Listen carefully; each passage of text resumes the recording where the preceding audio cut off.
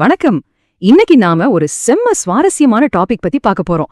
நம்ம தமிழர்களோட தொன்மையான சமையல் வரலாற்று தேடி ஒரு அற்புதமான பயணத்தை இந்த விளக்கப்பதிவுல நாம மேற்கொள்ள போறோம். ரொம்பவே வியக்க வைக்கும் ஒரு பழங்கால உணவை பத்தி தான் நாம விரிவாக பார்க்க போறோம். சரி, இப்போ நேரா விஷயத்துக்கு வருவோம். பழமையான ரொம்பவே சிறப்பான இறைச்சிச்சோறு அப்படின்னு சொன்ன உடனே நமக்கு பிரியாணி தான் ஞாபகத்துக்கு வரும், கரெக்டா? நம்மள பலரும் அப்படித்தான் நினைச்சிட்டு இருக்கோம். ஆனா அந்த மாடர்ன் எண்ணத்தை உடைக்கிற மாதிரி ஆயிரக்கணக்கான வருஷங்களுக்கு முன்னாடியே நம்ம தமிழர்களிடம் இதை விட செழுமையான ஒரு இறைச்சியும் சோறும் கலந்த உணவு பாரம்பரியம் இருந்தது. அந்த வரலாற்று உண்மையைத்தான் நாம இப்போ ஆழமா தேட போறோம். இதுக்காக நாம என்னென்ன விஷயங்களை அலச போறோம்னா, தொன்மையான அந்த இறைச்சிச்சோறு, புலவர்கள் மற்றும் மன்னர்களின் விருந்துகள், ஊந்துவை அடிசிலை ஆராய்தல், வீரர்களுக்கான மருத்துவ உணவு, பண்டைய சமையல் நுட்பங்கள், அப்புறம் இந்த வாழும் சமையல் மரபு. வாங்க, சங்க இலக்கியங்கள் காட்டுற இந்த ஆயிரங்காலத்து சமையல் உலகத்துக்குள்ள நாம போகலாம். பகுதி 1. தொன்மையான இறைச்சிச்சோறு. ஒரு 1000க்கும் மேற்பட்ட ஆண்டுகால மரபு. இன்னைக்கு உலகமே புதுசா நவீன உணவுகளை கொண்டாடிட்டு இருக்கு. ஆனா ஒரு 1000 வருஷத்துக்கு முன்னாடியே நம்ம சங்க இலக்கியங்கள்ல ரொம்பவே அட்வான்ஸ்டான ஒரு உணவு கலாச்சாரம் எவ்வளவு துல்லியமா பதிவாகி இருக்கு தெரியுமா? இறைச்சியும் சோறும் ஒன்னா சேர்த்து சமைக்கப்பட்ட செழுமையான ஒரு பாரம்பரியம் பல நூற்றாண்டுகளுக்கு முன்னாடியே நம்மகிட்ட இருந்திருக்கு. இது ஏதோ சாதாரண சமையல் கிடையாதுங்க. இது ஒரு மாபெரும் நாகரிகத்தின் அடையாளம். பகுதி 2.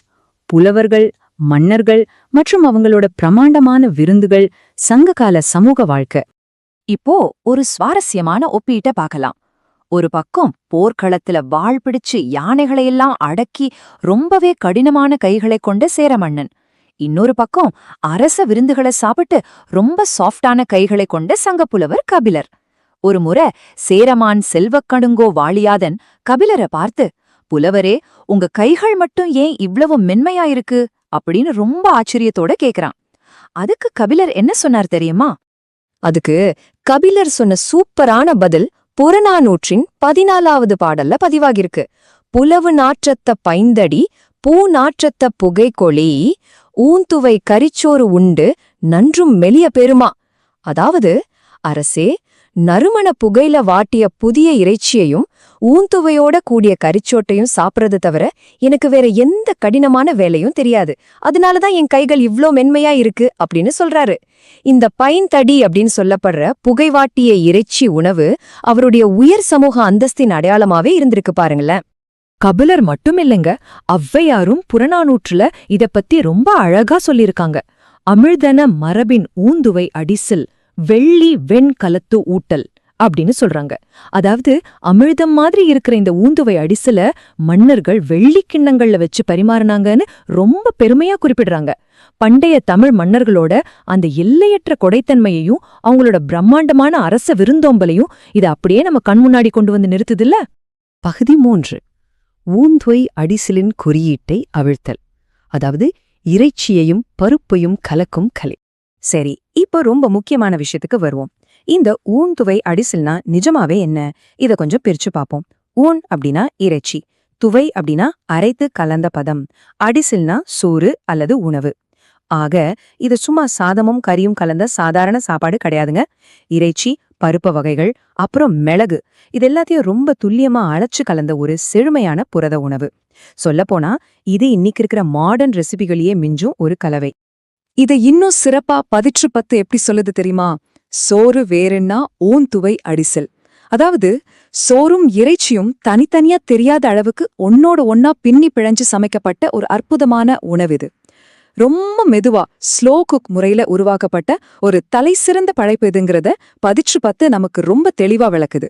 இது நினைக்கும் போதே நமக்கு சாப்பிடணும் போல தோணுதில்ல? பகுதி 4. வீரர்களுக்கான மருத்துவ உணவு. உணவே மருந்து.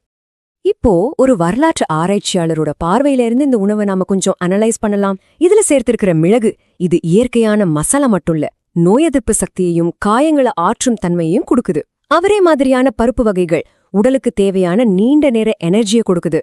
புதிய இறைச்சி போர்க்களத்துல சண்டை போடுறதுக்கு தேவையான முக்கியமான புரதத்தை அளிக்குது. இந்த புரதமும் மிளகும் கலந்த கலவை போர் வீரர்களுக்கான ஒரு அல்டிமேட்டான மருத்துவ எரிபொருளா செயல்பட்டிருக்கு. இந்த இடத்துல நாம ஒரு முக்கியமான வித்தியாசத்தை கவனிக்கணும். ஒரு பக்கம் மன்னர்கள் வெள்ளி கிண்ணங்கள்ல அமிழ்த மாதிரி உணவை கொடுத்து அவங்களோட செல்வத்தையும் அந்தஸ்தையும் வெளிப்படுத்தினாங்க. ஆனா இன்னொரு பக்கம் போர் வீரர்கள் அதிக புரதம் நிறைஞ்ச இந்த உணவை ஒன்னா சேர்ந்து சமைச்சு குழுவா உட்காந்து சாப்பிட்டாங்க. இந்த கம்யூனல் டைனிங் பழக்கம் வீரர்களிடையே ஆழமான ஒரு சமூக பிணைப்பை உருவாக்கியிருக்கு. உணவு எப்படி சமூக படிநிலைகளை வேறுபடுத்தி காட்டுச்சு அப்படிங்கிறதுக்கு இது ஒரு சிறந்த உதாரணம். பகுதி 5. பண்டைய சமையல் நுட்பங்கள். அந்த காலத்து சமையல் அறிவியல். இலக்கியங்கள் காட்டுற அந்த பண்டைய சமையல் முறைய கொஞ்சம் கவனிச்சு பாருங்க. முதல் படி, இறைச்சியோட அந்த சிவப்பு நிறமே தெரியாதபடி அத அவரப்பருப்போட சேர்த்து அம்மிக்கல்லுல அரைக்கணும். 10 இத வெண்துவை முதிர அப்படின்னு சொல்லுது. அடுத்து அத மிளகு பூண்டு கூட நல்லா கலக்கணும். 3வதா விறகடுப்புல ஒரு மண்பானையில வச்சு ரொம்ப மெதுவா சமைக்கணும். இப்படி அரைக்கும் போதே இறைச்சியோட நிறமே மறைஞ்சு ஒரு புதுவிதமான பதத்தை பெறுறது உண்மையிலே ஆச்சரியமா இருக்குல்ல. இத பத்தி சமையல் கலை நிபுணர் ஷெஃப் மால்குடி கவிதா அவங்க என்ன சொல்றாங்கன்னா, இந்த தொன்மையான முறைகள் அறிவியல் பூர்வமாவே ரொம்ப பெஸ்ட் அப்படின்னு சொல்றாங்க. அம்மிக்கல்ல அரைக்கும் போது இறைச்சியோட டெக்ஸ்சர் முழுமையா மாறுது. இது இன்னைக்கு இருக்கிற மாடர்ன் மிக்ஸில நிச்சயமா கிடைக்காது. அதே போல மண்பானைகள் உணவோட முழு ஊட்டச்சத்தையும் சுவையையும் அப்படியே தக்க வைக்குது. விறகடுப்புல சமைக்கும்போது கிடைக்கிற அந்த இயற்கையான புகையோட சுவைதான் இந்த ஊந்துவை அடிச்சலுக்கு ஒரு தனித்துவமான அடையாளத்தை கொடுக்குது. நவீன பாத்திரங்களை விட நம்ம பண்டைய மண்பானைகள் எப்படி சிறந்ததுங்கிறதுக்கு இதுவே ஒரு சூப்பர் சான்று. பகுதி 6. ஒரு வாழும் சமையல் மரபு. வெறும் உணவைத் தாண்டி இந்த ஊண்டுவை அடிசில் பண்டைய சமூகத்துல எவ்ளோ பெரிய தாக்கத்தை ஏற்படுத்தியிருக்குன்னு பாருங்களேன். இது சும்மா ஒரு சுவைக்காக மட்டும் இல்ல, பண்டைய போர் வீரர்களோட கடுமையான உடல் ரீதியான தேவைகளை பூர்த்தி செஞ்சிருக்கு. தமிழ் மன்னர்களோட புகழ்பெற்ற விழுந்தோமலை அடையாளப்படுத்தியிருக்கு. நம்ம தமிழர்களோட மேம்பட்ட மருத்துவ அறிவையே உலகுக்கு காட்டியிருக்கு.